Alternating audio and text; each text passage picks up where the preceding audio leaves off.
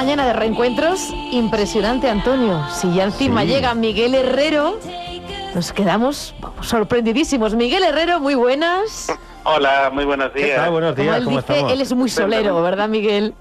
El hombre que lee el alma de los árboles. Sí, no hay vez que no pase por Ceclavín que no me acuerde de Miguel Herrero, porque habla de su tierra con una pasión, con un romanticismo de cómo se ven allí las estrellas, de lo bonita que está la dehesa, que ha unido este discurso y ha invitado a un montón de amigos escritores a compartir el paisaje, las lecturas y los pensamientos en ese lugar. ¿Cuándo es? ¿Cuándo lo tenéis? Este fin de semana, pero exactamente ¿cuándo, Miguel?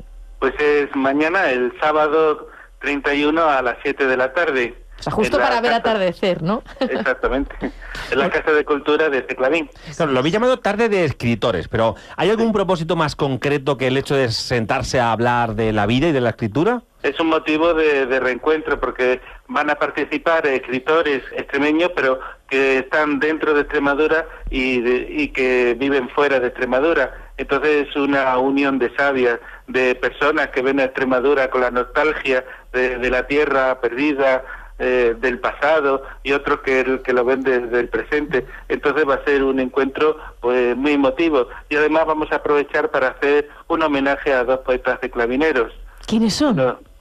Una de ellas es Asunción de Delgado y el otro es mi padre, Antonio Herrero Alvarado, que escribió pues varios libros de poesía en los años 50 y 60. ¿Cómo lo vais a plantear, Miguel? ¿Vais a ir dando paso de una manera más estructurada a cada uno de los invitados, de los escritores? ¿O lo vais a convertir en una conversación, en un intercambio de textos y de impresiones que cada texto genera? Van a participar y cada uno va a aportar pues su forma de escribir, su forma de ver la vida. También va a haber poesías en castú, en extremeño.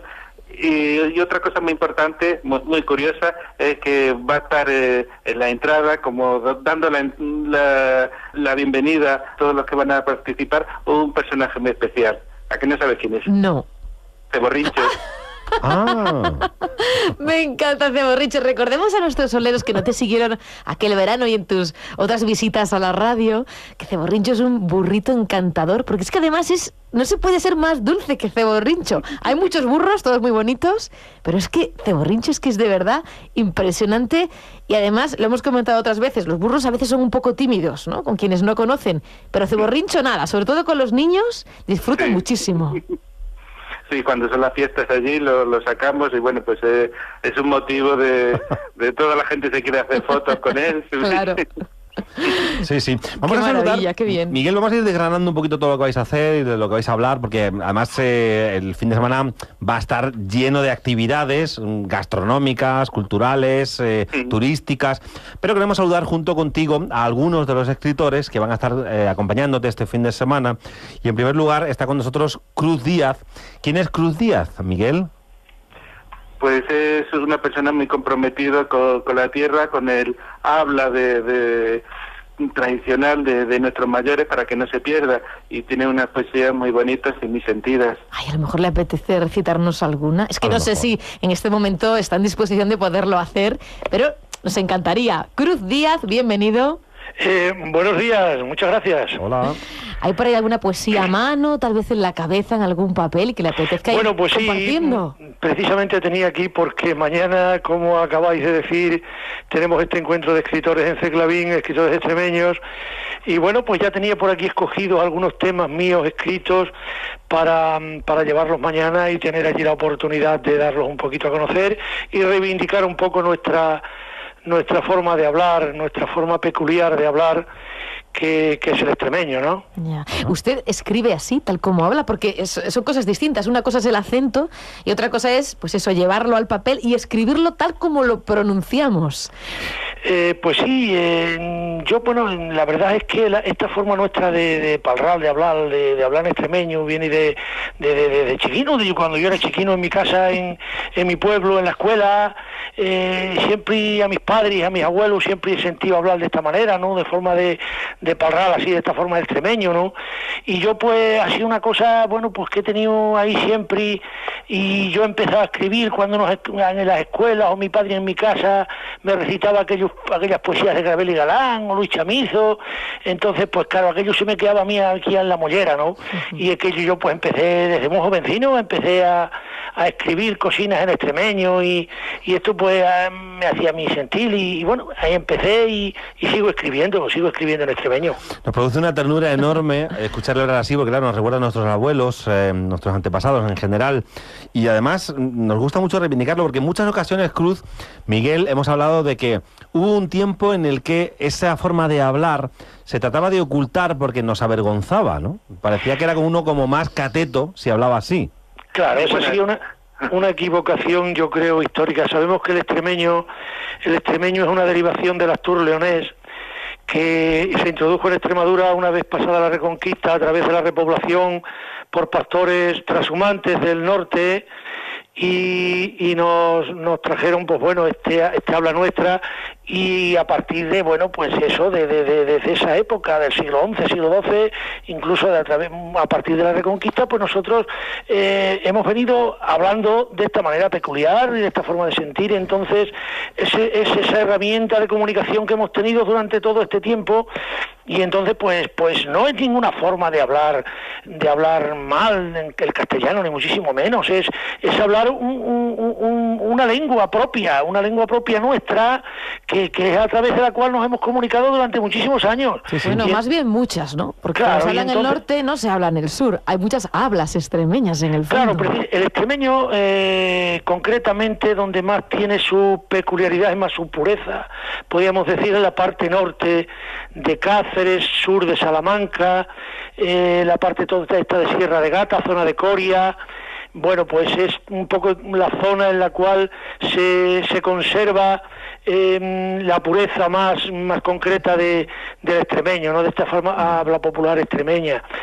Y bueno, pues aquí intentamos pues que esto se vaya conservando. Precisamente yo mañana voy en representación del OCE, que es el órgano de seguimiento y coordinación del extremeño y su cultura, que es un organismo que nació pues en defensa sobre todo del habla popular extremeña, del extremeño, y también dentro de lo que es todo lo que conlleva la defensa de la OCE, pues todo lo que es la cultura, todo lo que enmarca la cultura y la defensa del patrimonio cultural extremeño, ¿no? Sí, sí. Pues venga, esa poesía prometida, no nos puede dejar sin ella, que nos encantará escucharla. Sí, de acuerdo, con mucho gusto. Venga. Mire, le escribí no hace mucho, cuando en una reunión, precisamente, para llevar a cabo una actividad en defensa del extremeño, hubo una persona que dijo que no le gustaba, y además era una persona que era maestro, y dijo, a mí no me gusta, no me gusta eso. Y nos quedamos, digo, pero bueno, pero ¿cómo puede haber extremeños, gente de la tierra que no le guste o que incluso se avergüence de esta forma de hablar? Bueno, y a raíz de aquello yo escribí este poema, porque me dolió, me sentí dolido un poco como extremeño, que una persona propia de mi paisano, un paisano mío, hablase de aquella manera, ¿no? Y escribí esto que se llama Palrando de recio en extremeño. Adelante. Paeci mentira que anguro echen por tierra lo nuestro. Es tú que mienta la gente y que es patrimonio extremeño. Dentro de aquellas raíces que nos hicieron un pueblo, debíamos de defender el habla de aquellos tiempos que nos trujeron del norte y los pastores y cabreros asturianos y leoneses, que se echaron a este suelo las honduras y la simiente de este pueblo duro y recio. Parece mentira que ninguno echen por tierra lo nuestro. Estimó de Palral que tuvo nuestros abuelos, que es patrimonio y cultura, tesoro de nuestro pueblo, y hay que cuidarlo de siempre, defenderlo y protegerlo, lo mismo que las costumbres, pinturas y documentos, arroyos, montes y ríos, escritos y monumentos. Y así debemos parrar, con mucho orgullo y sin miedo, y saber que hablando así, decirlo fuerte y bien recio, no es parral mal castellano, es parral bien extremeño. Cruz Díaz, muchísimas gracias por el aperitivo que prepara esa tarde de escritores en Ceclavín. Un abrazo. Un abrazo. Muchas Hasta gracias. la próxima. Miguel, la verdad es que Antonio formulaba una pregunta, los dos ibais a responder al mismo tiempo y nos quedamos sin escuchar tu respuesta. Bueno, estábamos hablando del extremeño, Sí. y sí, efectivamente, como acaba la poesía, nuestra forma de hablar no es hablar mal castellano, sino hablar bien extremeño. Y es que la verdad, nuestra forma de hablar no es solamente un deje o que haya unas palabras distintas, no, es que es un lenguaje muy preciso. Cada cosa, cada objeto tiene su propio término, y eso es algo que en las ciudades se está perdiendo, que cada vez existe una pobreza lingüística mayor, está todo impregnado de modismo, de barbarismo, y esa forma de hablar tan precisa, tan unida a la tierra, pues se va perdiendo, y eso es algo que nosotros estamos reivindicando como un patrimonio cultural que tenemos y que tenemos que saberlo valorar. Una autenticidad y las influencias. Una base, el lenguaje común y después las influencias de Andalucía, de Castilla, de Portugal. Bueno, a ver si también ella lo siente así. Ella es Amelia Peco. ¿Quién es Amelia Peco, Miguel? Pues es una escritora muy comprometida con todos los temas de Extremadura y además es una gran persona. Hola, Amelia. Hola, buenos días. ¿Preparada ya para la tarde de escritores en Ceclavín? Claro, cómo no. ¿Dónde desarrolla usted su trabajo habitualmente? Pues aquí en Madrid, que es donde vivo ya desde hace 22 años. Es que nos planteábamos antes si se escribe igual desde fuera o desde dentro, si esa nostalgia y ese cariño un tanto más elevado nace o aumenta cuando uno está fuera.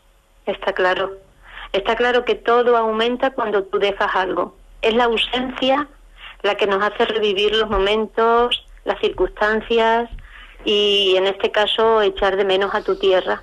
Está clarísimo, sí. Sí, pero fíjese que no es tan distinta, estamos en el mismo país, no es tan distinta en el fondo. En todos los lugares en los que uno pueda vivir hay zonas de campo por los que pasear, y algo tiene la raíz que nos va tirando. ¿Qué será eso? Está claro. Hombre, yo supongo, hay quien dice que no debería haber barreras, que la tierra no tiene por qué hacernos diferente. Yo digo que la tierra nos hace diferente, la cultura nos hace diferente, lo cual bajo mi punto de vista es una riqueza impresionante, porque de ahí nace que yo haga un tipo de poesía, otro autor haga otro tipo de poesía, de esa diversidad es de donde nace lo distinto, ¿no? Lo distinto. Entonces, evidentemente yo he escrito, y yo no soy una poeta precisamente regionalista, pero sí me gusta mucho hablar de la naturaleza, porque me he criado en la dehesa, porque mi abuelo era pastor, entonces lo he vivido muy de cerca y esa raíz la tienes ahí, está claro. Lo va a disfrutar, Amelia, pues muchísimas gracias por acompañarnos un ratito esta mañana y que disfrute mucho de ese encuentro a partir de este fin de semana. Pues Amelia, esperemos que así sea. Seguro y que puedan estar allí o ya nos escucharán, ¿vale? Sí. Y que no falte la foto con Ceborrincho, Amelia. Por supuesto, tengo unas ganas de conocerlo, impresionante. Un abrazo. Venga, un abrazo y buenos días. Un abrazo, Miguel. Venga, que nos da tiempo a una incorporación más, Venga, que nos apetece mucho. Un último saludo, el de Teo Acedo, que es otro de los que va a estar allí participando. Teo, buenos días. Buenos días. Bueno, no solo de literatura vive el hombre, porque claro, estamos hablando pues eso de poesía, de la forma de hablar de los extremeños, pero también estoy viendo que la comida y la cena del sábado van a ser espectaculares.